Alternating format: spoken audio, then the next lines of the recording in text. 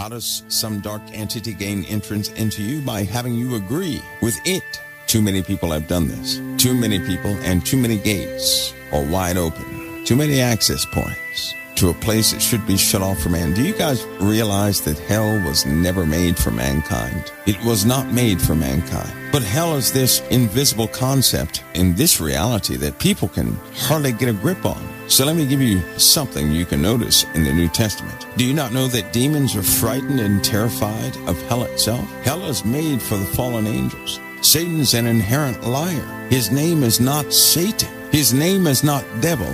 Very few people know his name. You won't hear his name used on television or the media. You hear titles, but too many people are entrusting in what these spirits are telling them. Anyway, they don't tell the truth. But in this world of entertainment, lots of people are starting to believe some pretty fantastic things that are simply not founded within sound doctrine. They're drifting, and we have to be careful not to drift. God gave you power over every principality and power in the earth. God gave you that power through Christ. Do you know how many people don't believe that? And they're frightened of Satan. The Bible tells us what his name is, but we don't magnify darkness. To name it, to name something like that, believe it or not, when you name something, you're calling it to you. You may use a word without purpose, but because you're reusing a word that was here before you were, you're passing on a word that's already purposed. You become a part of what that word's going to carry out. Just because you say a word and you have no purpose behind the word, it does not mean it's not going to do anything. It means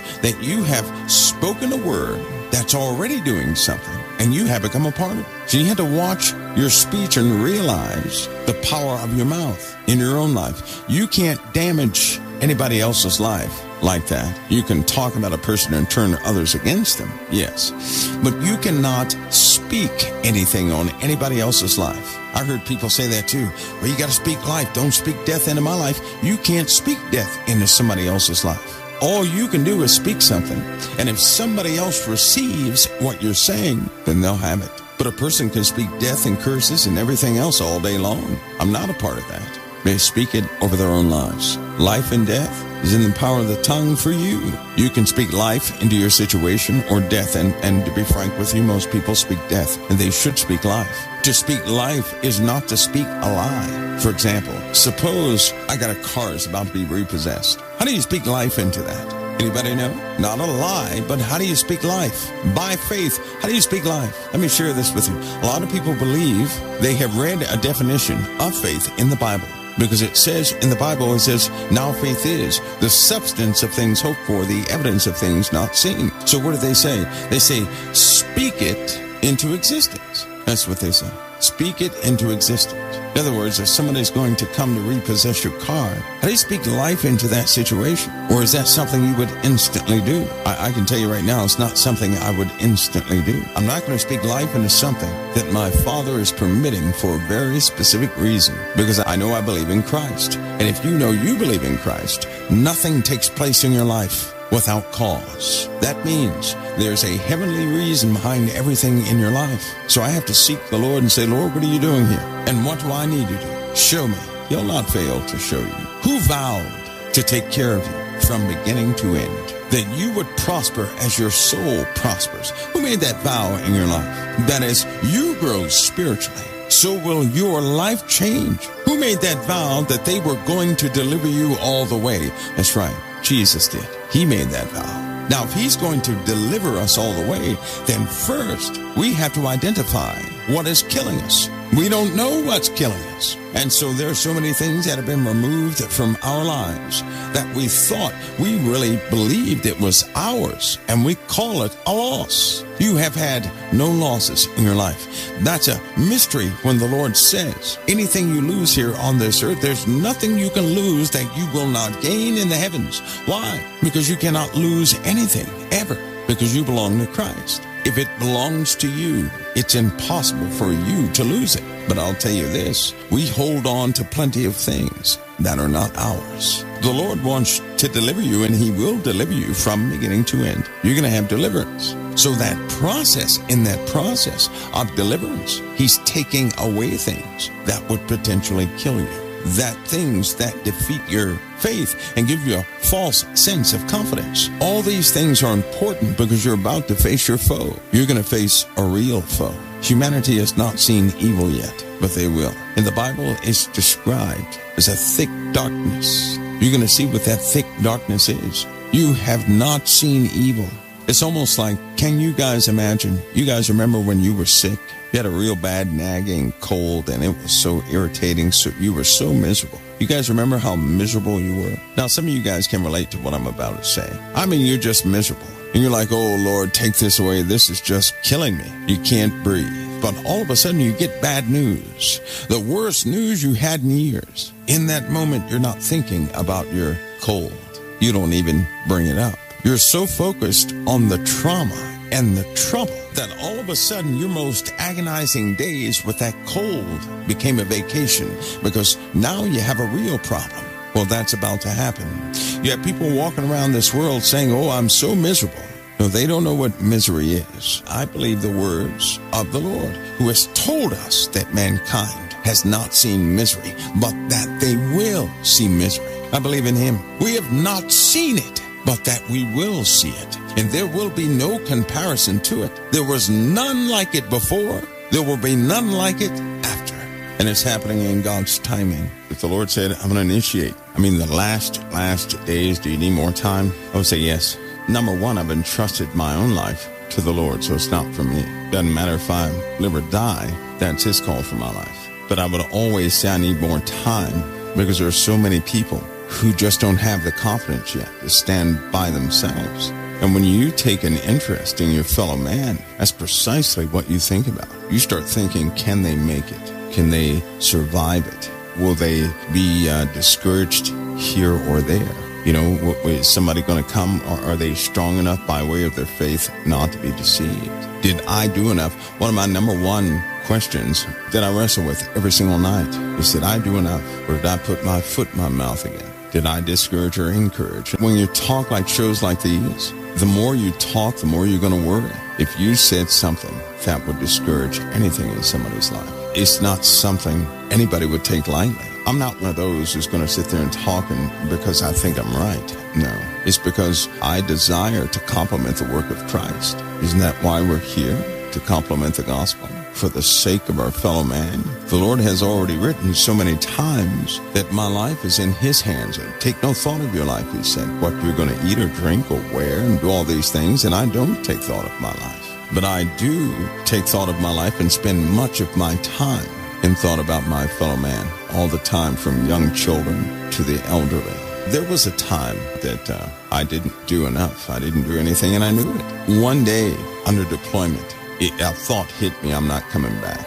Everybody started feeling that way. We're not coming back. This is it. I began to wonder, what did I have undone? And a big laundry list of things hit my mind. See, when you're under a lot of pressure, and there is a life or death threat hovering over your head, and there's a good chance you won't make it back, that's when you begin to think soberly. You're not thinking about yourself, you're thinking about your contribution to everybody else, because you realize, wait a minute, if I die, if I'm gone and I can't do anything else, what did I actually do here?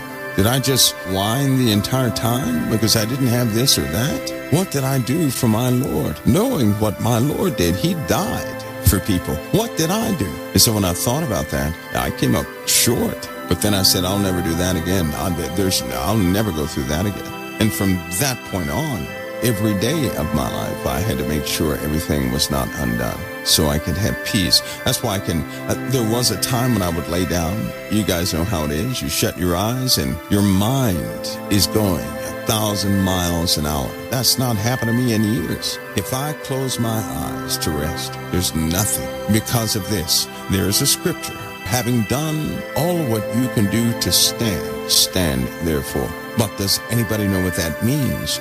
That holds great meaning. But that meaning is just not discussed enough. How many of you know what that means? Having done all of what you can do to stand therefore. How many of you really know what that means? Many people out there right now, they're unsure about the relationship with Christ. There's a reason why. And it can be fixed. It can be solved. in a moment. There are many people out there, when they get by themselves, they're unsure if they're going to be with the Lord or not if something happened to them. And there's a reason for that, and it can be solved in one moment. See, once you go through this a few times, you really do understand it. Having done all of what you can do to stand is the key. When you exhaust everything you know how to do, now, we're not talking about what you don't know how to do. Forget about that. And only work with those things you know how to do. Only work with those things that are within your power. If you exhaust that in your assistance of your brothers and your sisters, let me tell you something. When you do that, your conscience is clear because you'll know that you know you have done everything you could. And when you do that, there is no guilt. You see, it is guilt that keeps you up at night. It is guilt that speaks in your head when you shut your eyes of all the undone things. It is guilt that can steal the peace in your life. But when you do everything you can possibly do of those things within your power, there's a peace that will settle upon you. That's a principle, and it will happen every time. It won't happen sometimes. It'll happen every time. Have you guys ever had something that you could have done, but you didn't do it? But you knew you could have, and it weighs on your mind, doesn't it? Because you have power to do it, and you know you should have done it, but you don't. You guys also know that when you perform it, all that restlessness regarding that situation is gone. I'm careful every day to exhaust what I can do. I don't worry about what I cannot do. If you have no power to change it at that moment, it is not yours to worry about. When you have power to change something is when you have the substance, the resources, and everything else. But if you don't have those things to change a situation, it is not yours to worry about. Those burdens are not yours. Those are the very burdens you give to the Lord. You can give those to the Lord. Now, you can not give a burden to the Lord if He gave you power to accomplish it. That is your task. Do you guys understand that? That's why when you have power to do something, but you lay it on the shoulders of the Lord, it goes nowhere. It's not going to His shoulders because He empowered you to perform it. But for example, say that your child is in the hospital. You have no power to change that situation except to pray. But did you pray? Parents get into a panic, and let me tell you what happens, because stressful days are coming up. And I'm telling you now that people will become enemies with the snap of a finger. And why would they do this? Because every time something happens to a child, one parent looks at the other and says, do something. They demand somebody do something. And when those people are not able to perform it, the person who made the demand for somebody to do something is going to blame everybody for the condition of that child. You know how many times I've seen that? People just break down, all their orderly thinking and everything else is gone. In fact, when true trauma comes, people act like vicious animals. It doesn't matter how they speak. I'm not fooled by days of peace like we live in now. I know that when a time of great trial comes, that's when you find out who people are. You'll not know who a person is in peacetime. You can enjoy your fellow man in peacetime, but I'm telling you now, you don't know who they are until you see them in a trial. That means every single time you were distressed and you shut everybody out, that's who you are. You're not the person who can tolerate everybody. Now, there's an advantage to knowing who you are. If you're that person, you now are armed with what to pray for. Lord, help me. I have no patience with my fellow man. See how that works? Lord, help me. Now, when you do that, when you acknowledge these things in your time of heaviness, then you'll know exactly what you're working with, and you can make corrections. And when that same circumstance or a heavier one comes again, you will not be the person you were before, because you will have dealt with it. I'm telling you, these are solutions so that you can walk into unknown days with a very different confidence, a confidence with a foundation that can be trusted, a foundation that by the prophets up unto the apostles is proven, a true foundation in your trust in the living God, because everything He spoke is truth. One of the issues is, so long as we think we are the experts, we're not going to accept the knowledge from on high. We're going to reject revelation. Man doesn't have the answer for your tomorrow. Man can only occupy today. These things are important because the days of manifestation are surely coming. You guys remember when I told you a day would come when men will cower in the corner of their homes? There will be no escape. It'll be like a nightmare that you cannot wake up from. It'll be the same conditions, the same loudness, the same fogginess of thought, but those with the foundation will stand up spiritually, which will cause their flesh to respond in a different way. and there will be no noise. There will be only peace in a time of the greatest storm this earth has ever seen. Now make no mistake, the Lord said a few times that everybody will consider it perfectly, everything he said. We won't make the mistakes in our judgment that we make now, because we'll be under such pressure that it will come down to our relationship, our true relationship with Christ. We will have no excuses for anything at that moment. And we're not going to face this as a group holding hands. No, what we face, we're going to do one-on-one. This will be our time of refinement. It's not the wrath of God. It's a different time, just like World War I. That was more like a crucible, just like World War II, when lots of people died and unfortunate things happened. That wasn't the end of the world. But to the folks who were in World War II, it seemed like the end of the world. To those who were engaged in combat, to those who were engaged in several different civilian things here in the world, to those who were slaves in the time of slavery, that was like the end of the world. But we knew it wasn't. But to them it was. They weren't raptured out in those days. Nope, they stayed here and they died here. And again, we'll face the same thing. But it's all for our deliverance. Be careful how you see history. Be careful how you see today. Remember, you're in this land. You're in this land. If all of us were praising the Lord assembled in a building and 16 tornadoes came through that place, the Lord could do one of a few things, but I believe, based upon our hearts, that he would hear, he would act accordingly, which means if we had a job to do collectively, that tornado, no matter how much it got close to us, it would not take us out. No matter how much somebody danced a voodoo dance for it to hit the building we were in, it wouldn't work. If the Lord has a work for you, you're going to do that work. You're going to be allotted time to do that work, and nothing will disrupt that. Remember, one of the Jews told his fellow Jews, he said, be careful what you do to these men. We've seen others come in before, claiming that they were this, that, and the other, and all their works came to nothing, and they all died, even those who followed them. But if this be of the Lord, nothing will stop it. See, I like that. If something is of the Lord, nothing will stop it. It'll look like an impossible work. It's still going to go forward. It'll look like it's failing every single day, but it will still make waves and go forward. It will prosper and go forward. And it will look like it's about to fall apart at any moment, but it goes forward. That's a work of the Lord. A work of the Lord no man can stop. Only the Lord himself has power to do that. He will not give anything power to stop it. It will be completed and nothing will interrupt it. Now, man's work, anything of us, that's a different story.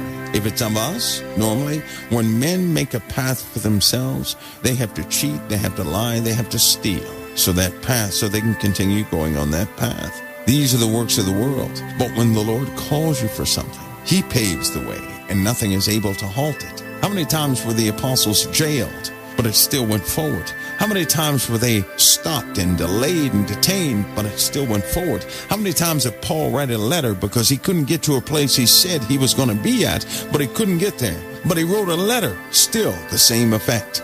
Nothing could stop the work. If you belong to Christ, and within your heart of hearts, you want to serve the Lord, you didn't put that there. The Lord did. You just simply said yes to it, and it's growing. And I'm going to tell you something. If you have that within you, you have something to do, and nothing is going to stop it.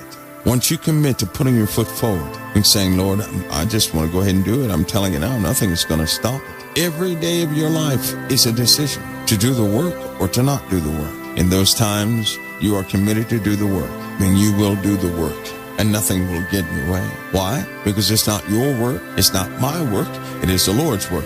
Does anything on earth have power to stop the Lord's work? No, it does not. But I've had plenty of things that were my own work. Let's see, some of them flipped, some of them went head first right to the ocean. Still others floated away, burned up, disintegrated.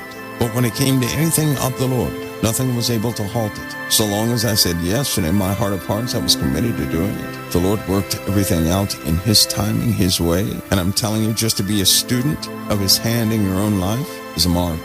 To see how the Lord perpetuates all of his works to go forward no matter what is a marvel. He'll do the impossible. It'll be seen as the impossible. Let me give you a note here. If any work of the Lord is seen as impossible, then what this means is this. Suppose the world is rich and everybody's got money. Well, the work of the Lord is always going to be seen as the impossible. That means you may not have money, but the work is going to go forward. You will be sustained. You will lack nothing because somehow, some way, the Lord will move or do what he has to do to sustain his word in your life so long as you're in servitude. And for those of you who start in that course of servitude, you know and I know it's just like Sodom and Gomorrah. If I were to ever say, well, I don't think I want to serve the Lord anymore, that would be just like Lot turning around and looking back at Sodom and Gomorrah. And I know I would perish in the same hour. Why? Because I have never been so complete until the day I said yes to the Lord and acted on my agreement with that. When I agreed to serve the Lord and I acted on it, I finally had fulfillment. See, it happened one day that I did something. Nobody knew I did it. And it touched the other person's life, and the other person didn't even know I did it. In that same moment, I had a reward I can describe to you. And it was no miraculous something that everybody could see. It was a return. I can only say it was life put in me. It was fulfillment. It was this feeling, but it wasn't a feeling because it was beyond the flesh. It was absolute fulfillment. I can never find that anyplace else doing anything else. But in the one thing I did, which is to really exhaust everything I am to assist someone who will not recognize me for assisting them, and for it to prosper, not me. That's when I get the reward. It's not about me being known to help anybody. It's about being unknown, to do an authentic work. Listen, if you were to try and help a baby survive, you're not going to brag about it because it was a real work. When something is a real work, you're not going to go advertise it. I've not known anybody to advertise a real work. When it's that sincere, hardly anybody ever knows about it. They don't even know you did it. That person can hate you. And when you do a good work to them and it prospers in their life, you get a reward you can never get anywhere else. That's precisely what happened to me, and I found that out. I said, there it is. That's what I've been looking for all my little short life. Since that moment, I've been trying to replicate it, and I have many times. I never look for repayment. See, my life is about me doing what I can for somebody else, no matter who knows. And if you think about it, when you get before the Lord, what's he going to ask you? What did he say would be his main focus when you stand before him? I'm telling you this for a reason. To stand before the Lord and give answer for your life is hypothetical for the believer.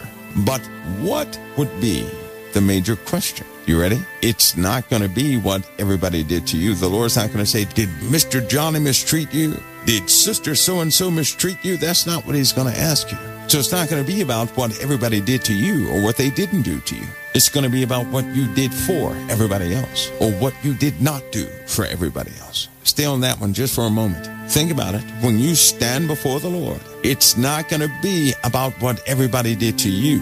It's going to be about what you did for everybody else or what you did not do for everybody else. Do you guys see that? You have to get that in your spirits. The Lord's not going to ask you what somebody did to you. You're not going to stand before him and say, well, I couldn't complete this because I was traumatized. That's not going to work. That's not what he's going to ask you. He's going to ask you what you did for everybody else. That's going to be the focus. Now, I said this is hypothetical. Why? Does anybody know why? I said, for a saint, that's hypothetical. When I was little, somebody told me, they said, well, you're going to give answer for everything you ever did in your life. That's what they said, right? And I thought about it. I said, oh, yeah. So years went on, and I started reading. And then when you read, you find out these little technical things. And it said that when God forgives us through Jesus, he throws our sins in the sea of forgetfulness. Well, if it's thrown in the sea of forgetfulness, how can it be recalled? Then I began to read some more. And I was reading about the judgment and who's going to be judged. I was reading Revelation, Isaiah, Ezekiel, all the prophetic books, and I found some distinctions that are amazing. Something about Christ. Few know. We kind of stick with traditional sayings, but is it biblical? I understand that there are lots of traditional things, but is it biblical? See, folks, I'm saying this because you may as well face it. We're going to be in a war soon. Are you guys ready for that? Are you really ready for conflict? And do you know what that involves? And this conflict is going to open the door to a brand new way of living. But we're also going to deal with a displacement event in this world prior to the war. Now, the war is close, but the displacement event is even closer. See, there are some things forming, and lives are going to be changed. But listen, the most notable thing that will come from all of it is the brand new system. You know, they had a discussion 2 weeks ago about how people are not really accepting the new ways of operation in any country. how resistive they found the populace to be. There were national reports on this, of how resistive the populace is. It's almost like they used COVID-19 to gauge the temperature of the people to see what they would accept and what they would not accept. They have determined something. It would take an act of massive devastation to alter the direction of our resistance. It would take an act of devastation for people to have confidence in their governments again. Right now, people don't have confidence in government, and that is a big problem. But I can tell you this, if 75% of the populace were displaced, and it was some organization that organized medicine and food and things like that, and gave the people help, that's going to make a difference. Now, you may say, no, it isn't, but follow me on this. So imagine a massive displacement event that affects 75% of this world. Now, imagine this event lasting for a year and a half. That means you're not going to the store after 2 months to get anything. That means law enforcement and certain internal guard elements are gone. Everything is in chaos. Command structure gone. Everything is gone. People will be afraid to drive to certain places because of people, not because of monsters and animals, but because of people like your neighbor, because everybody's armed. And they're going to take those arms and everything else they can take. And when they start running low in supplies, they're going to take it from those who can't defend themselves. So at that point, it's not going to be what you think it's going to be. It's going to be neighbor robbing neighbor for the sake of food. Now imagine during that time, some organization coming up saying, we have supplies. You hear a helicopter you haven't heard in months. They're dropping supplies. You want to know who it's from. You're so thankful. See, and if they tried this right now, you guys would reject it, just like people are at the vaccines. Given some time, when the look on your baby's faces change, when your stomach is hungry and your health is not so good, when conditions are poor, when you're at your weakest moment, if they were to drop anything in a package, if it were 1 inch by 1 inch and they said, eat this will fill you up for 2 days, and it did so, you would be so thankful. Many people would be thankful to the point to where they would say, hey, I'm going to go with these guys. I don't want to go back to desolation again. I'm going to have some sense of normalcy, and I'll do anything to have it. Oop, that sounds familiar, doesn't it? Sounds like prayer lists that go up. Lord, give me normalcy again. We say that all the time. Think about the nature of your own prayers. Isn't that what we pray for? Give me normalcy. Give me what that guy has and that guy has. Make me comfortable like I was, a couple of years ago, whatever the case is. Give me normalcy. We want to have a vacation. We want life to be normal. Well, what is normal? People will ask for it. They're not going to want to sleep in their cars, cramped up in their cars. They're not going to want to stay in their homes with a loaded shotgun because they're afraid somebody's going to come in and overpower them or take their food or do worse. They can't trust each other. Lawlessness all over the place. As soon as somebody organizes anything, people are going to be appreciative. If they're going to say, we're going to them, forget this life out here, that's too rough. All of us can talk tough right now because it has not happened. But if you were in harsh conditions for a few weeks, a few months, everything changes. At that point, the only thing you'll have to sustain you from going crazy is your spirit. A displacement event we will have. Something beyond comprehension. And it'll be beyond comprehension because we've not built civilization the way we have in this cycle of timing that we know of that's coming anyway. The indications are already there. How many of you are truly prepared for that? A side note, you can be prepared. That does not mean you're going to be ready. You can prepare for everything, but it does not mean you're going to be ready for everything. It's not what it means, okay? Let's not deceive ourselves. I'm kind of battle-hardened. But that doesn't mean I'm going to be in full control or something like that takes place. I've been qualified probably more than most, but that doesn't mean I'm going to hold it together during that time. I constantly rely upon my Lord, and I hope that you will too. And I hope that with sobriety, we'll think of our days differently.